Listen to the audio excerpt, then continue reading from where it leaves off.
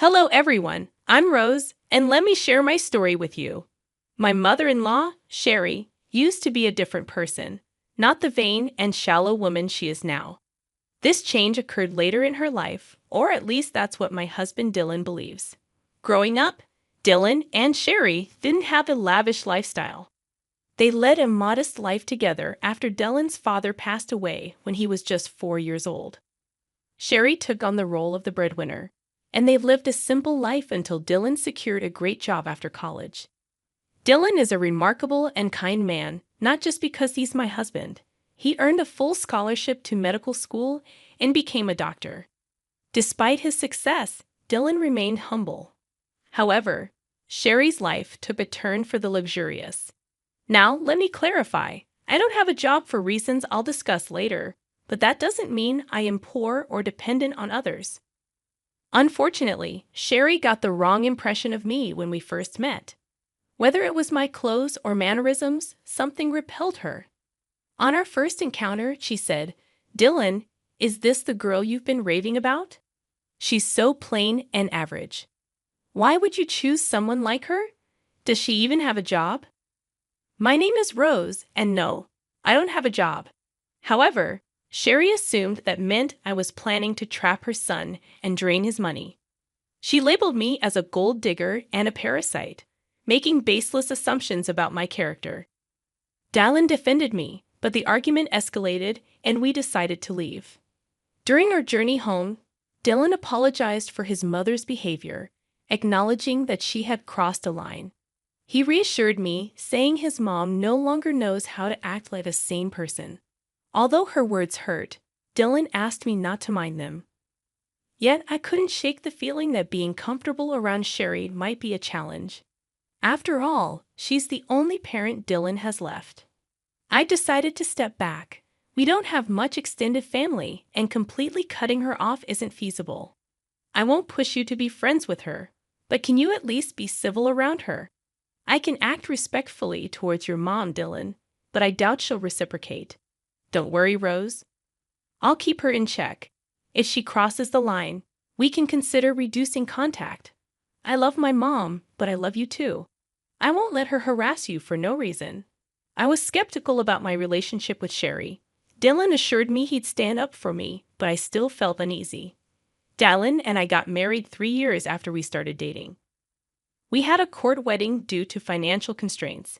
Dylan was sending Sherry a lot of money every month for emergencies. Even after we married, he continued this practice, straining our finances. I didn't stop him. I believed he had the right to help his mom. However, Sherry became a problem. She regularly spoke ill of me and gossiped with her friends, spreading rumors about me being a gold digger. I ignored it initially, but it started affecting my reputation. Despite Dylan's efforts, Sherry never treated me kindly. She believed I wasn't good enough for her son. Surprisingly, one day, Dylan told me that his mom wanted to invite me to a small party she was hosting. I was skeptical since she disliked me.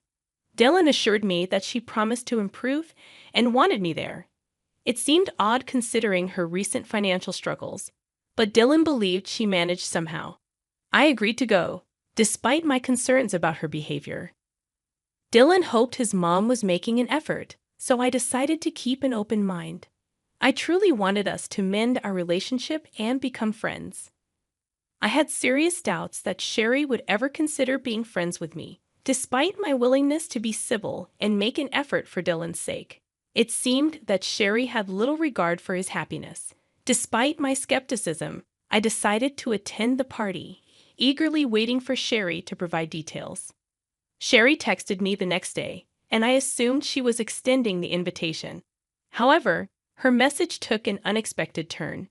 She started by mentioning the party at a 5-star hotel everyone had been raving about, promising her friends a great time. This excited her, and she planned to take 15 people. Curious, I asked if I was invited, given Dylan's assurance. To my surprise, Sherry responded with arrogance and disdain. She made it clear that I was not invited, emphasizing the exclusivity of the event due to her wealth, family status, and the supposed classiness of her friends. I was taken aback and confused, as Dylan had genuinely believed Sherry was extending an invitation. I expressed my assumption, only to be met with Sherry's condescending remarks, stating that I wouldn't understand the intricacies of planning such an event. I decided to maintain my dignity, acknowledging her message and clarifying that I wouldn't attend if I wasn't wanted. Sherry reiterated her stance, emphasizing her class and status, while I resisted the urge to respond with anger. Disappointed and hurt, I chose not to share this with Dylan. Instead, I patiently waited for the day of the party. Sherry, oblivious to the emotional impact of her actions, sent me a picture showcasing her and her friends in designer outfits, flaunting their status on social media. I refrained from responding, choosing to focus on my work and patiently await the unfolding of events. After about 3 hours, I received a call from my dad, and here's a confession for you all. My dad owns the hotel where Sherry was hosting her party. Sherry had no clue about this. 3 years ago, I inherited a substantial amount from my grandfather, which I invested in my dad's business. Now, I receive a share of the profits from the hotel and other family-owned businesses. Despite coming from a well-off family, I prefer not to broadcast it, and that's why Sherry was unaware of my background. She also had no idea about the high cost of the 5-star hotel and its restaurant. Sherry let her friends order without checking the menu or prices, resulting in a hefty $2,000 bill. This turn of events was the perfect opportunity for revenge.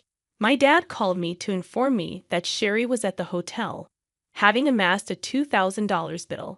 She was now asking for a 50% discount, claiming she was short on cash. My dad sought my advice, as Sherry's party had been rude and entitled, upsetting the staff. As expected, I shared my frustration with my dad, recounting how Sherry had boasted about the party to mock me for not being invited. The irony was not lost on me, given that she couldn't even afford the party she was flaunting. My dad expressed his understanding of the situation and shared the challenges faced by his staff due to Sherry's behavior. I saw an opportunity for revenge and suggested making Sherry and her team wash the dishes, clean the entire kitchen and the floor, given their insulting behavior. I wanted to extend this revenge to include Sherry's team, who had also mistreated our staff. If Sherry tried anything foolish, my dad could call the cops on her. My dad laughed at the suggestion, giving it a big thumbs up. He even offered to share pictures of the event. It seemed like the perfect chance to turn the tables and teach Sherry a lesson about humility and respect. When it happened, I would have relished seeing Sherry face the consequences of her actions. My dad promised to follow my suggestion and hung up. An hour or so later, he sent me pictures of Sherry and her friends washing dishes and wiping the floor at our restaurants. Dad also shared that when Sherry saw him as the restaurant owner, she looked relieved. She began telling him that she knew the owner and they would get out of the situation. To her surprise, Dad instructed her to clean his restaurants. She was dumbstruck for a while, and when she started to protest, Dad reminded her that since she didn't consider me family, he didn't consider her family either. It was a hilarious turn of events, and though I wished I was there, I did get some good pictures. After a while, Dylan came home looking visibly upset. I could tell he had heard from Sherry about what happened, and I knew she must have given him a twisted account of the events. He approached me, questioning what he heard about my dad making his mom clean the restaurant dishes. I explained to Dylan that it was the usual norm for us in such situations. Sherry had gone to our restaurant, racked up a $2,000 bill, claimed she didn't have more than $1,000, harassed our staff, and her party had been a nightmare. I believe this punishment was fitting. Dylan seemed surprised and questioned who Sherry had taken with her and what they ordered. I informed him that she took 15 people, and they ordered a lot, especially the fancy items. He expressed disbelief, as Sherry had told him she was taking only 4 people and had invited me, but I declined. I clarified that things didn't happen that way, and I showed him the text messages from Sherry. Dylan requested the bills and asked me to show him the texts, wanting to understand the situation better. I showed Dylan all the texts, and my dad sent him the bills. I also presented some pictures to illustrate the scale of Sherry's party. Dylan grew extremely mad when he saw everything. He called Sherry, asking her what was wrong and why she hadn't told him the full story. Sherry claimed she only mentioned being short of cash, and I must have given him a different story to sabotage her. Dylan confronted her, pointing out that she declined my invitation and insulted me by saying I wasn't classy enough for her. Sherry tried to brush it off as a harmless joke, but Dylan wasn't buying it. He questioned her spending thousands of dollars taken from him on friends while insulting his wife. He called her out for her actions, stating that spending $2,000 on food and drink wasn't a small matter. Sherry was left trying to justify her actions, while Dylan expressed his disbelief at her behavior. I made a mistake by giving you money whenever you shared stories about needing it, Mom. Well, guess what? I'm not giving you any money again. But Dylan, you've been so supportive for so long. You can't just stop now. It was a one-time mistake. Dylan, why are you overreacting? No, Mom, I am not overreacting. This is not a one-time mistake. If you can't even consider my wife as family, I don't want anything to do with you. I always thought you would change your mind, but you never did. I'm not paying you to insult my wife and call her classless while she sacrifices a lot to support you. This ends now. Dylan didn't listen to Sherry anymore. He hung up on her and blocked her number. He also apologized profusely to me for being mad at me without knowing the full story. I forgave him because, well, he did stand up for me. We had a serious discussion about Sherry and jointly decided that she will no longer be in our lives for now. Yes, Dylan is now a wealthy man, but he knows to stay humble. He found Sherry's behavior completely unacceptable, especially because it was directed towards me. I agreed with the fact that it was very unfair to me, and I was all set to remove her from our life for good. In the next few days, Sherry reached peak madness.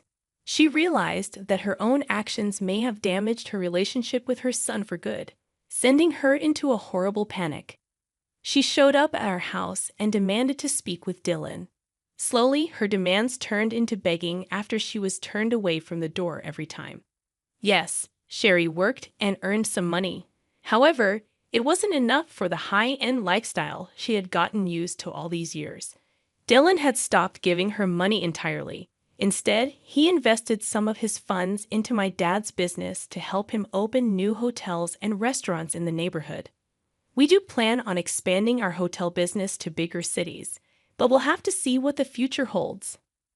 Since Dylan stopped sending her funds, Sherry had to downgrade her lifestyle significantly. She was struggling to keep the rented condo with her own money and ultimately decided to end her lease. She has now shifted to a small one-bedroom apartment and doesn't have any money to spend on extras after all the bill payments. How do we know this? She emails us about it. Of course, she still downplays her behavior and acts like we are overreacting. Suffice it to say, she will be out of our lives for a while now. Just a month ago, I found out that I was pregnant.